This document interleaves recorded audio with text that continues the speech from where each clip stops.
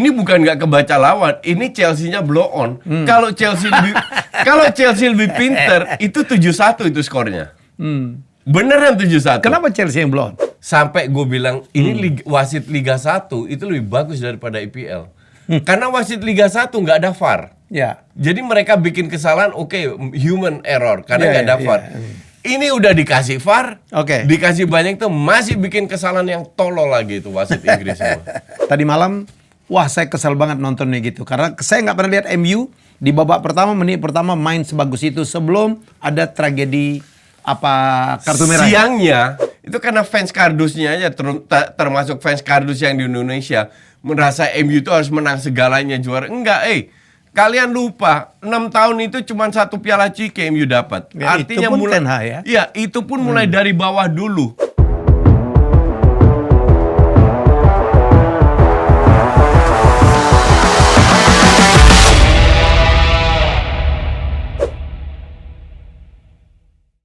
Ya, kita kembali dalam acara Jasa Saya bersama saya dengan Coach. Coach, ini bola lagi rame ya, UCL, IPL, dan Indonesia menjadi tuan rumah U17 ya. Ya, betul sekali untuk pertama kalinya. Ya. Dan gue sih melihat bukan hanya faktor sepak bolanya ya. Gue melihat faktor lain. Apa? Di mana wisatawan bisa dipromosikan, budaya Indonesia bisa. Karena pasti banyak keluarga atau rekan-rekan dan dari banyak sorotan dunia juga ya. Banyak sorotan dunia. Jadi semoga ini organisasinya benar.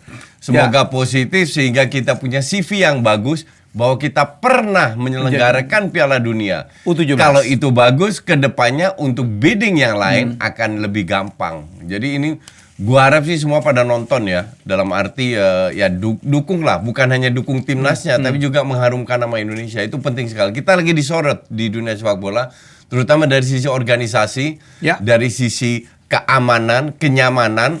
Semoga Setuju. para orang-orang yang iseng-iseng itu di 4 kota besar nggak menghargai para pendatang yang untuk ingin menyaksikan Piala Dunia.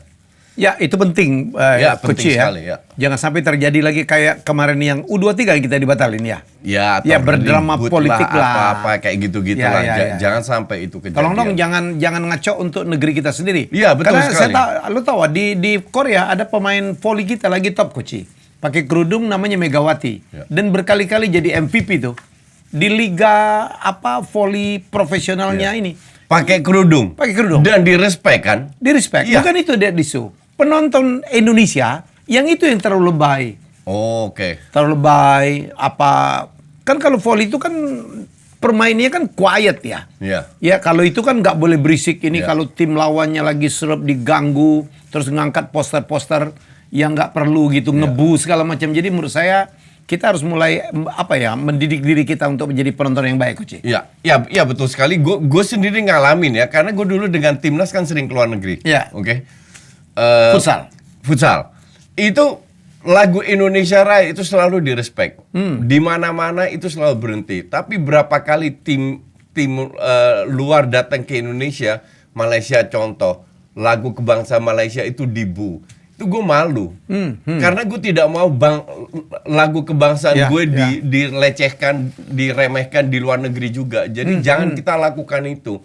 Kita harus merespek semua lagu kebangsaan. Ya, semoga dengan kalau kita keren nih melaksanakan Piala Dunia U17, kita akan dapat kepercayaan dari internasional. Ini ujian juga untuk PSSI ya. Betul sekali. Lo marah nggak Australia mau mencalonkan diri nggak mau ngajak Indonesia? Mereka lebih ngajak Singapura sama Malaysia.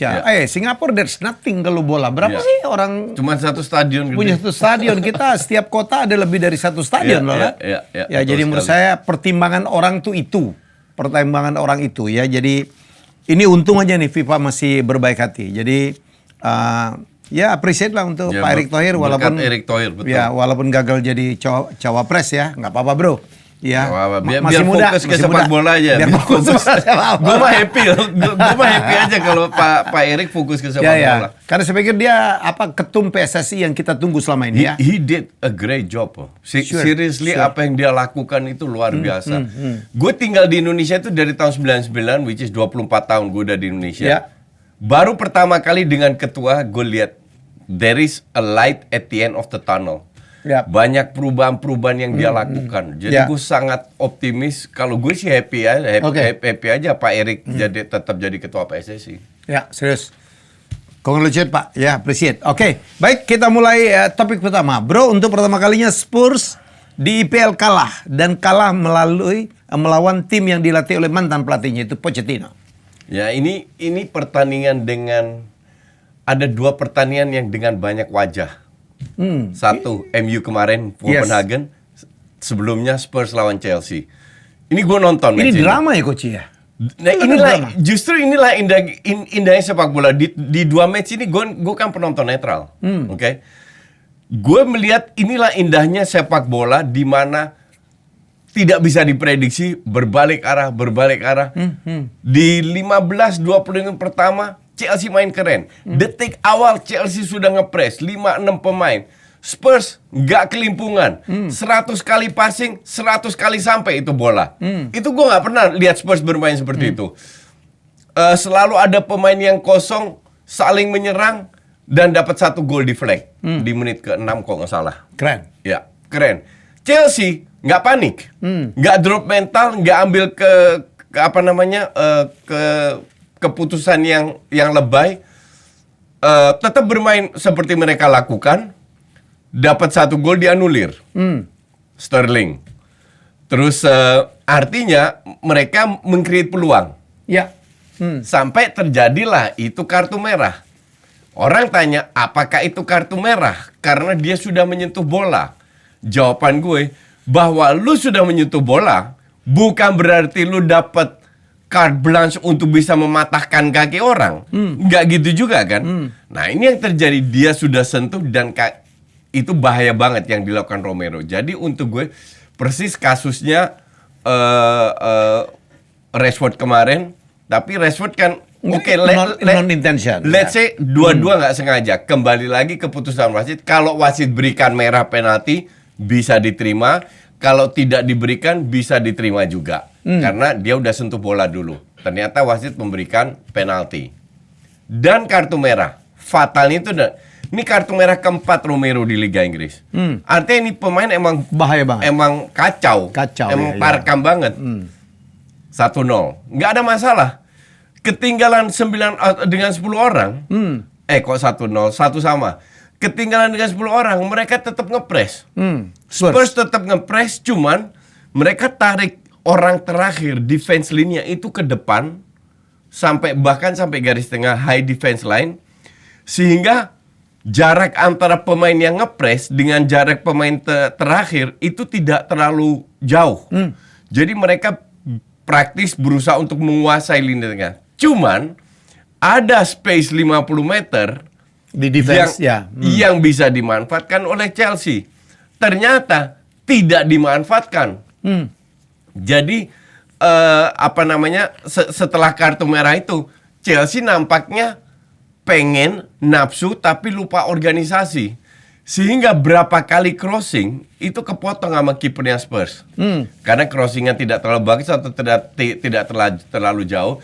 Sampai 15 menit, 20 menit terakhir baru mereka crossingnya ke sayap. Crossing ke sayap, kiper nggak bisa intervensi. Di situ berbahaya. Di situ mereka dapat gol kedua, gol ketiga. Apalagi setelah bermain dengan 9 pemain ya. Bahkan pas 2-1, mereka masih main passing. Hampir jebol loh. Eric Dyer sayang offside kan. Kalau nggak offside itu salah Chelsea sendiri. Terus ya akhirnya setelah kejadian itu mereka ngepres dapatlah 3 gol. Tapi ini match yang gini ya. Kalau orang bilang Spurs main bagus, gue akui. Spurs main tidak konsisten. Karena berapa kali gue nonton Spurs jelek banget mainnya. Passingnya terutama. Dan kemarin passingnya bagus banget. Kali ini bagus dan kalah. Ya. Pada saat passingnya bagus, mereka kena kartu merah. 2 lagi. 2 kartu merah. Tapi gue agak aneh. Lu kena 2 kartu merah, lu main high defense. Untuk gue agak kocak. Dan banyak orang yang bilang seperti itu. Terlalu berani. Terlalu naif. Bahkan di press conference dia bilang, jangan 10 orang. Kalau saya main 5 orang pun, saya akan lakukan hal yang sama. Saya lakukan dalam arti high defense. Gue sebagai fans Arsenal happy aja kalau dia melakukan itu. Bukankah offense is the best defense ya? Iya, tapi tidak terlalu high. Yang harus dilakukan high defense agar space-nya tidak terlalu jauh bisa diintervensi oleh kiper. Ya. Nah, kalau dari lini tengah defense-nya jaraknya untuk kiper pun terlalu jauh. Jadi bukan berarti. Tapi ini kan strategi, Coach. Strategi itu kadang-kadang yang tidak kebaca lawan boleh dong. Betul. Ini bukan nggak kebaca lawan. Ini Chelsea-nya blow on. Kalau Chelsea lebih pinter, itu 7-1 itu skornya. Beneran 7-1. Kenapa Chelsea yang blow on? Nggak bisa memanfaatkan counter attack, terutama yang namanya. Mungkin nggak siap kali, Coach. Wah gila nih orang 9 pemain. Ya, tapi terlalu berani. Ya mungkin. Tapi kalau kita lihat kembali ke Mudryk, wah ini pemain parah banget. Serius. Dia itu dimasukkan di babak kedua. Pada saat Spurs bermain dengan 10 orang. Itu untuk speednya kan. Kan dia termasuk yang cepat. Kan? Itu dribblingnya hilang. Mau ngelewatin orang-orangnya ditabrak. Passingnya nembak burung. Shootingnya sampai gol terakhir sama Nicholas Jackson nggak dikasih. Ngelewatin sendiri gol. Ini pemain parah banget asli. Lawan 10 orang aja nggak bisa apa-apa. Nico Jackson keren dong ya. Iya. Hat-trick. Keren hat-tricknya karena 2 gol tap in dan 1 sendiri berhadapan dengan kiper. Tapi pada saat dia suruh shooting heading fail juga. Nah, serangan dari Chelsea itu praktis dari kanan, bukan dari sisinya Mudryk. Jadi kembali lagi Mudryk mau diberi kesempatan, gue bilang ini kartu mati nih orang. Finish lah. Parah, asli parah. Mahal loh harganya. Gue juga bingung. Ini pemain baru bermain 50 pertandingan dalam 2 tahun di divisi Ukraina. Divisi tertinggi. I mean, ya udah umur 22 nggak terlalu muda juga dong. Kalau dia main 50 pertandingan di usia 17 tahun, 18 tahun itu masih oke. Ini udah 22 dibeli 100 juta ya, I don't get it. Mungkin karena di Ukraina, bro. Karena gue tahu kan orang-orang Barat ya, Inggris ya, Amerika sangat appreciate talent-talent dari Ukraina. Sebagai apa ya? Simpati gitu loh. Ya simpati nggak 100 juta juga kan? Ya orang punya duit lah bro. Lo tahu yang punya Chelsea siapa kan? Kita kaget-kaget dengan dia ya kan? Oke, Koci, kita back langsung ke MU ya. Tadi malam, wah saya kesal banget nontonnya gitu. Karena saya nggak pernah lihat MU di babak pertama, menit pertama main sebagus itu sebelum ada tragedi kartu merah. Siangnya itu gue siaran di DPI kan. Sorenya gue siaran di DPI. Ditanya sama Panji, gue bilang MU ini pasti menang. Gue lebih yakin MU daripada Arsenal. Kenapa? Bukan skuadnya Arsenal nggak bagus, tapi Arteta sering pasang pemain yang nggak jelas. Kebetulan kemarin pasang pemainnya jelas, ya. Mereka menang, layak menang. Tapi gue lebih percaya. Kenapa percaya? Karena lu main away. Main away, pressure-nya tidak sebesar main home.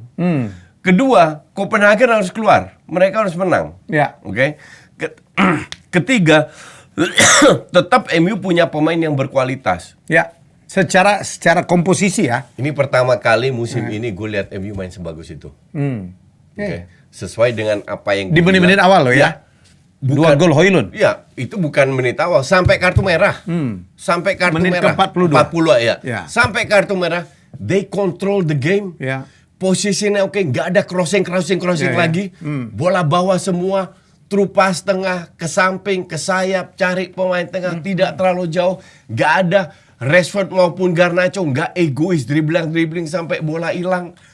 They create dengan set play yang bagus. Dia bilang, 2-0. 2-0 dan layak unggul. Højlund itu bisa cetak hat-trick. Sampai kejadian kartu merah. Gue dihujat sama netizen, katanya menang. Mana itu pembela Ten Hag dan apa? Ya gue bilang, Emang netizen yang keluar itu tololnya nggak ketolong. Karena mereka cuma lihat menang kalah, mereka nggak ngelihat bahwa sampai kartu merah terjadi itu MU benar-benar luar biasa mainnya. Justru ini yang gue takutin. Kan gue selalu bilang ya, dan banyak orang nggak setuju sama gue lebih ngeri sama MU daripada Spurs sama Chelsea. Kenapa? Kualitas pemain yang sudah ada memang belum keluar. Ya. Ada aja persoalan. Dan tinggal tunggu perubahan strategi yang dilakukan oleh Ten Hag sehingga directnya itu nggak lewat bola-bola atas. Karena bola atas berkali-kali terbukti tidak efektif. Akurasinya rendah. Lawan Copenhagen lewat bawah semua. Kalau ini bisa diteruskan, MU bahaya. Nah orang nggak ngelihat itu. Maka dari itu gue berani sampai detik ini gue bilang MU bisa masuk 4 besar. Coach, gue potong, layakkah kartu merah untuk Rashford? 50-50. Kalau dibilang pelanggaran, ya itu pelanggaran. Ya, pasti udah kelihatan diinjak Tapi ya. sekarang kan masalah intensinya. Intentional or not. Kalau di Inggris, ini untuk wasit ini 50-50. Diberikan atau enggak. Tapi berhubung ini Eropa, semua pelanggaran kena sanksi. Kayak hands-nya Maguire heading, lawannya kan nggak ngelihat dari belakang, kena tangannya. Ya kali kita lompat tanpa tangan begini. Namanya lompat pasti tangannya naik. Di Inggris itu nggak akan diberikan penalti. Karena unintentional.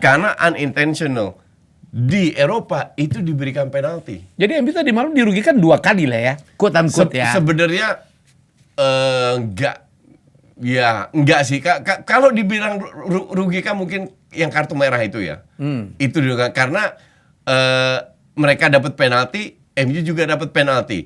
Hands-nya Maguire itu memang aktif. Jadi both side dapat penalti. Hanya kembali lagi kualitas pemain yang sebelum Erik ten Hag datang, gue udah bilang Dalot AWB ini harus dibuang, ya kan? Karena duitnya pas-pasan. Dalot sama AWB stay. Luxio cedera lama, Malaysia cedera lama.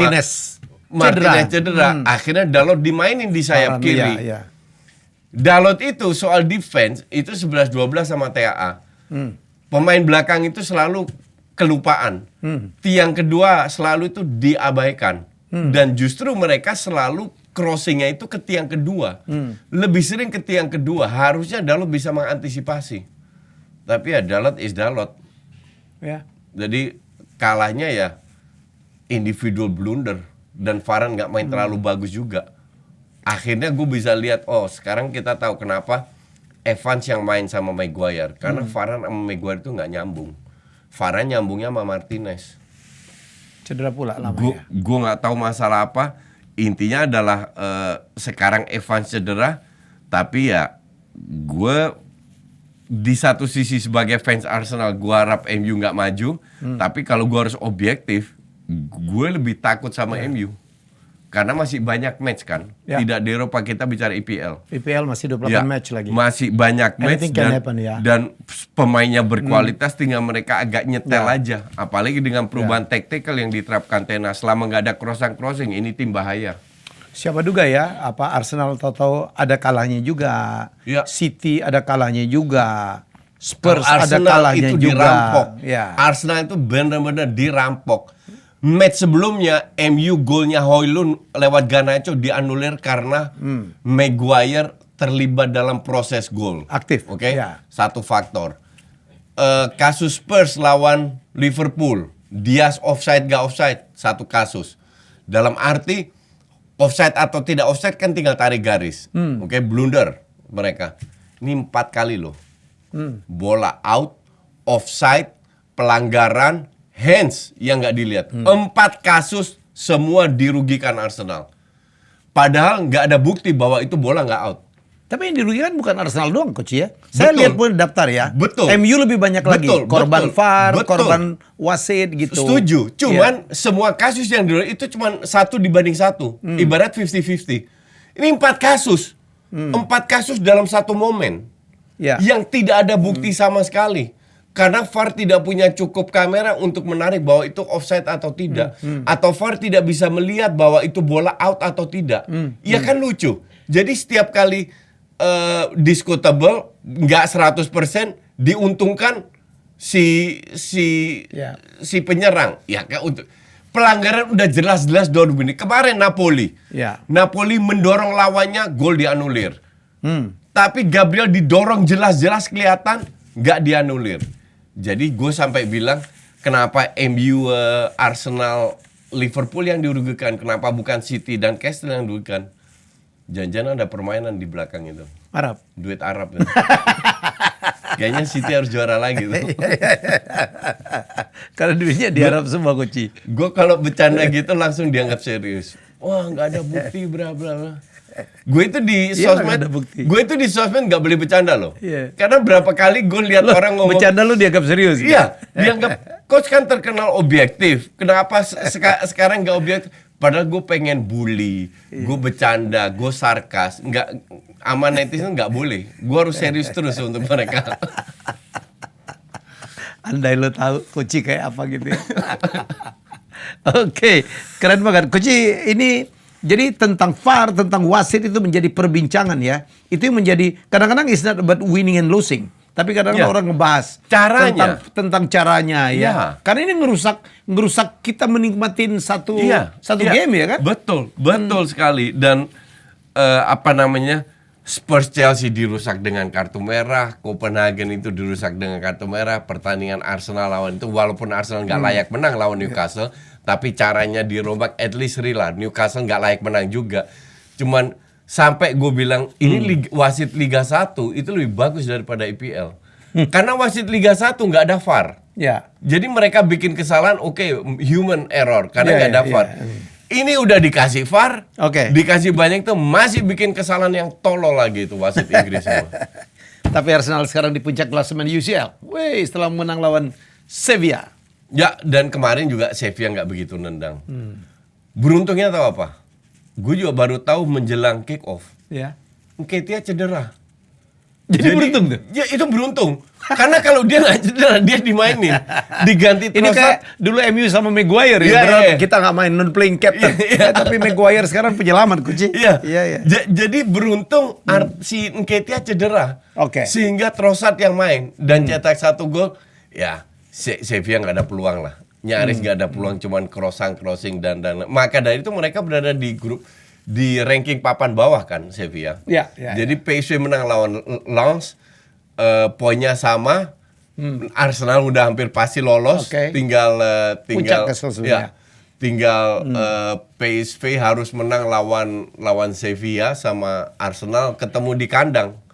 Kalau Arsenal udah lolos ya nggak peduli, kemungkinan pelapisnya yang diturunin dan di situ PSV punya peluang. Coach, 4 tim sudah pasti lolos ya UCL ya ke fase gugur ya. Manchester City, RB Leipzig, Madrid dan Inter Milan serta Sociedad ya. Jadi Sociedad udah. 5 tim sudah pasti lolos. Sociedad itu satu grup sama Inter dan grupnya itu memang terlalu lemah.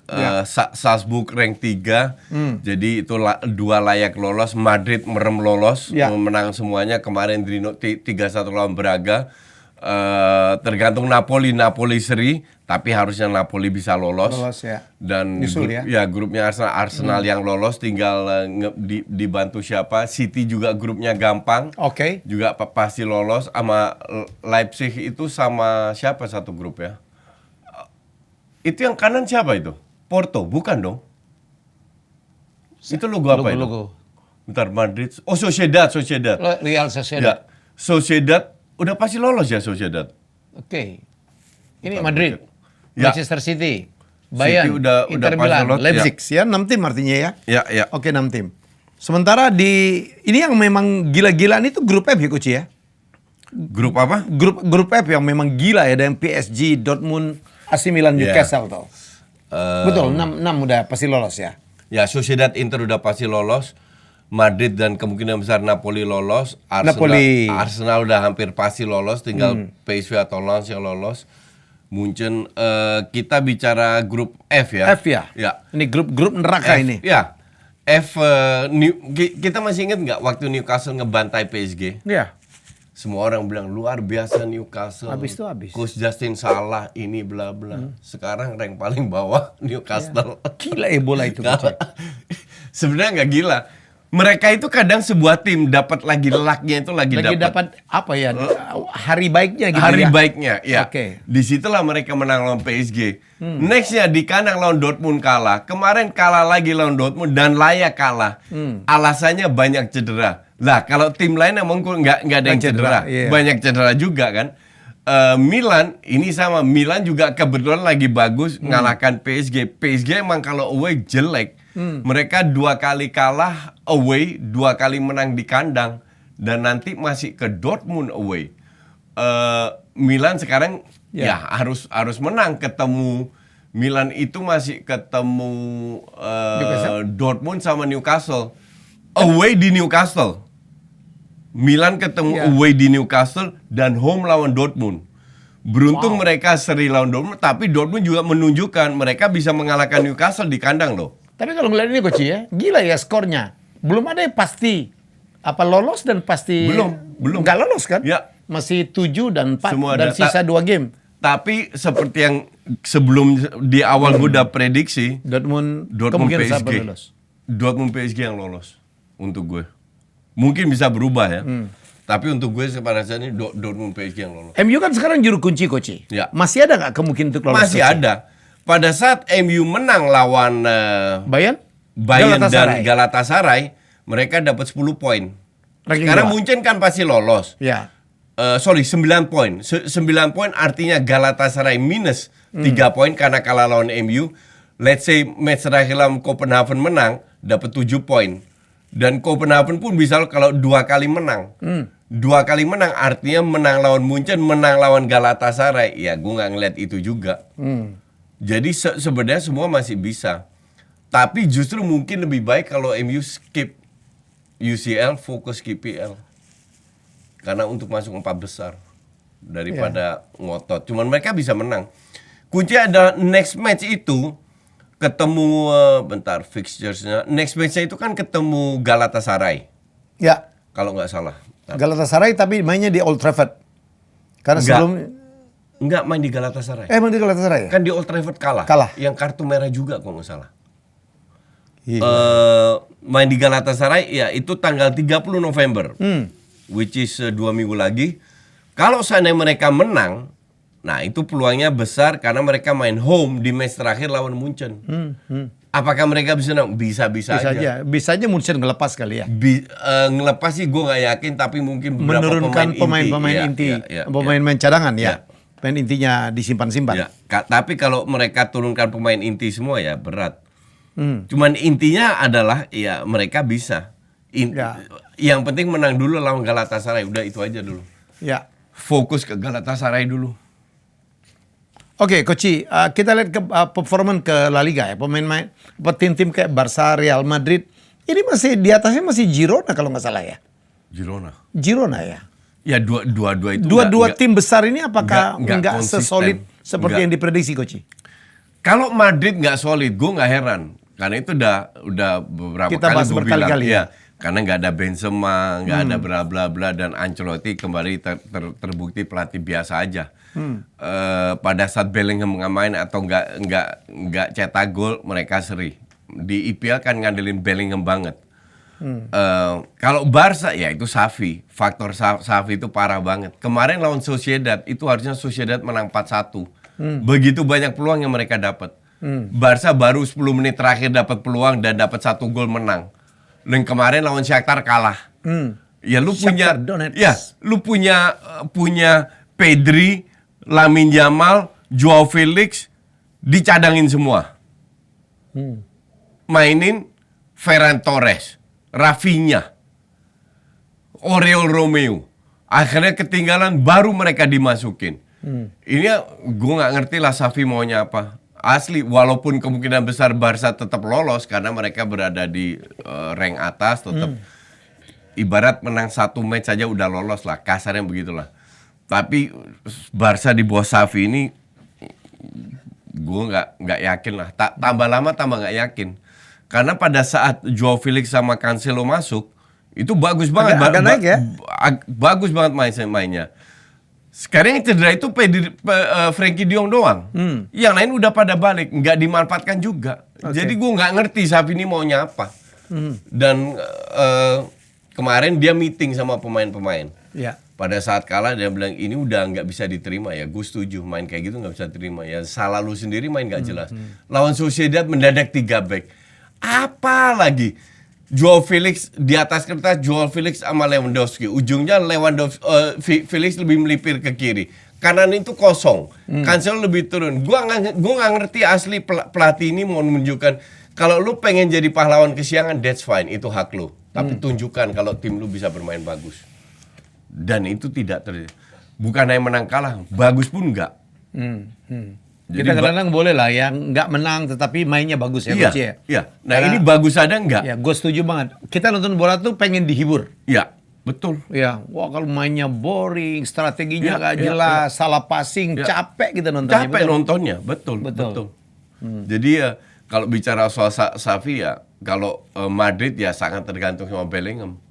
Sangat amat tergantung. Kemarin mereka menang lawan siapa yang Boys kalau nggak salah, atau siapa lawan tim kecil lah. Braga. Mereka menang lawan Braga 3-1 ya. Vini cetak gol, Rodrigo cetak gol. Padahal kedua pemain itu lagi bau di La Liga. Tapi dua striker yang keren Coach ya. Jadi Højlund 2 gol lagi. Di UCL dia cukup banyak bikin gol ya. Dan juga Haaland tentu saja ya. Sama itu Nico Jackson. Nico Jackson kan cetak hat-trick. Hat-trick. Itu di IPL. Ya itu di IPL. Di UCL ya cuman tinggal Højlund harus bisa cetak gol di IPL. Karena dia dibeli untuk. But this guy is young ya. Dan sangat muda. Dan ini masih gue lihat dalam proses. Rashford kemarin main di kanan nggak egois tapi memang kurang tusukan. Jadi kedepannya sih harusnya kalau permainan di babak pertama ibarat sebelum kartu merah itu dipertahankan, ya MU ini bahaya. Ya, apalagi kalau pemainnya udah sembuh semua nih ya, Kobbie Mainoo main semua. Terutama Lisandro Martinez dengan sama Luke Shaw. Ya, Luke Shaw. Itu dua bintangnya dia. Eriksen itu memang udah menurun Coach dibanding tahun lalu ya. Udah menurun. Dia oke, super sub lah. Jadi sekali-sekali main jadi starter, sekali-sekali diganti, sekali-sekali sebagai super sub masih oke lah. Masih dibutuhkan lah pengalaman dia. Sama super sub yang muda-muda ya, Pellistri, kemudian juga Garnacho. Garnacho kemarin 2 match terakhir main lumayan. Jadi nggak egoistis. Tahu dia ambil keputusan yang benar, nggak harus mau cetak gol. Itu yang penting. Ya, jadi play for the team. Play for the team. Ya, bukan untuk diri sendiri. Untuk pertama kalinya ada suara-suara Ten Hag akan terancam juga nih kursi panas. Sehingga muncul Zidane segala macam itu kan media yang berbuat itu. Padahal manajemen juga tahu. Manajemen kan juga ngelihat. MU main luar biasa di 42 menit pertama sampai kartu merahnya Rashford. Di situ mereka kebobolan kan.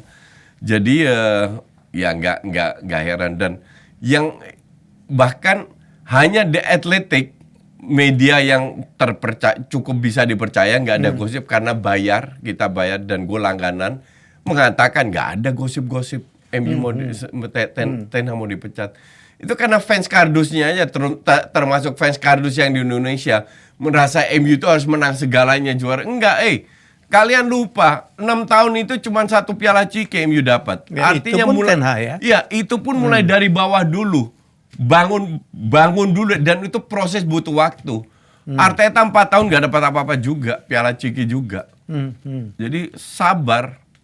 Gitu. Apalagi dramanya gila banget ya. Iya, sueknya pemain cedera, kemudian kemarin itu benar-benar gue nonton tuh, lihat main kayak gitu, 2 gol semua dikuasai, tiba-tiba kartu merah. 2 pemain punya masalah hukum, Greenwood, ini Anthony lagi Coach ya. Ini kok Anthony katanya dengar-dengar udah mau ditukar layak. Memang Anthony itu nggak overpriced menurut saya Coach ya. Iya, kalau dengan harganya mahal banget. Kalau overpriced kalau overpriced pasti. Tapi apa ya? Mainnya ketebak ya Coach ya. Jelek. Ketebak banget.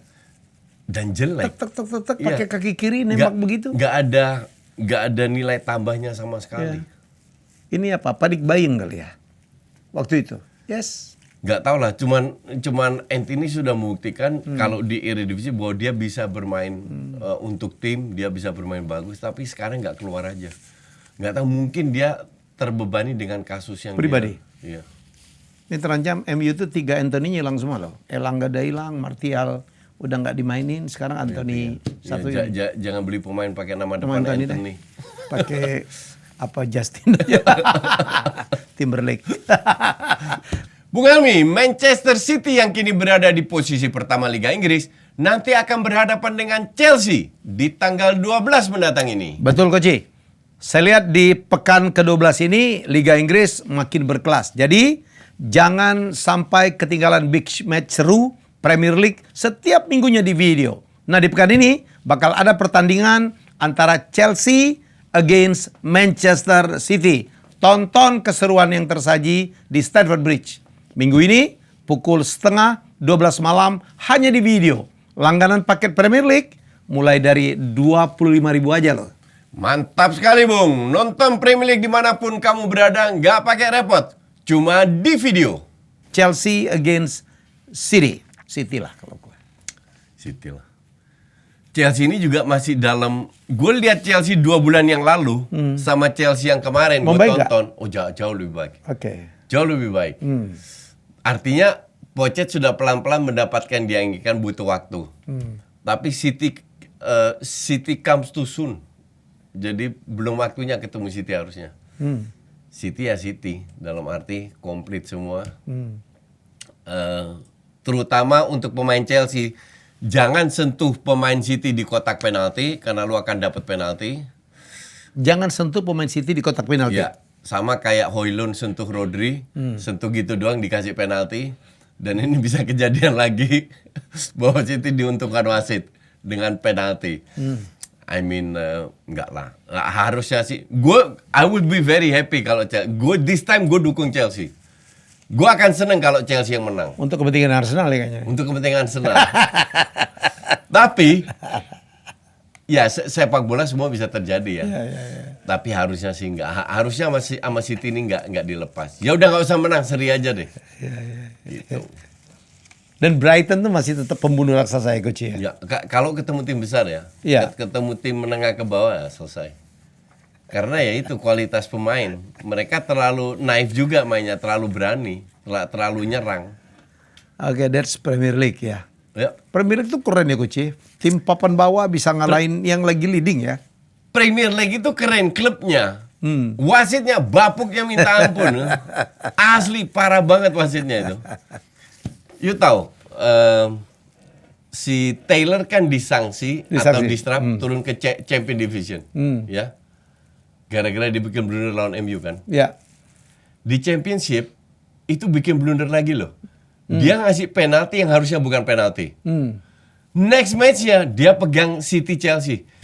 Ini cerita dari mana dia bisa pegang dapat match sebesar City Chelsea? Based on what?